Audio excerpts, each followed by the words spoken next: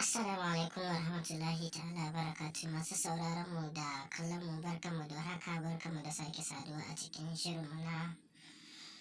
wato yau shirin namu yana sharhi ne akan mace mai kiba da mara kiba inda Nasir Salisu Zango yake cewa shin auren mace mai kiba ta fi jawo. To dai ga ku ga Nasir Salisu Zango, ba zan cika ku da surutu ba, za ku ji irin abubuwan da ya faɗa akan mace mai kiba da kuma mara kiba. Za mu so mu ji comment ɗinku da kuma liking ɗinku a ciki. Wannan in shi ne farkon shigar ka channel ɗinmu, ka daure ka danna mana subscribe, bayan nan ka danna ƙararrawa domin samun shirye-shiryenmu da zarar mun ɗora masu nishaɗantarwa da faɗakarwa. Muna godiya masoya, muna godiya.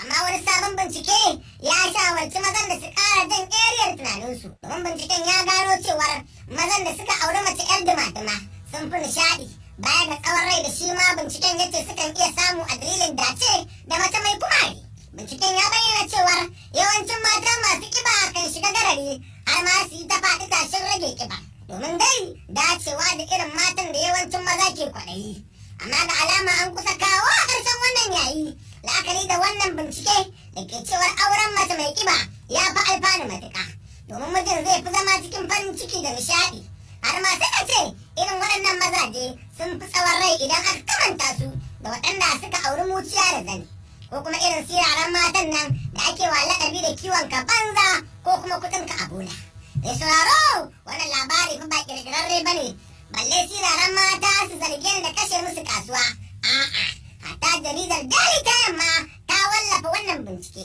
har ma ta yi ƙari da cewar hatta ma da soyayya, mazan da ke soyayya da mata masu kiba sun fi nishaɗi da yawan murmushi idan ka kamanta su da maza da suka fada hannun siririya kuɗin ka a bola. Haka ma wajen fahimtar juna da sauƙin kai, nan ma binciken ya ce idan har buƙatar ka kenan ga mace, to ko kusa ko alama kada ka nemi mara kiba, domin masu kiba su ne masu sassauƙan ra'ayi marasa girman kai kan cewar ni siririya ce doguwa yayin mu aiki.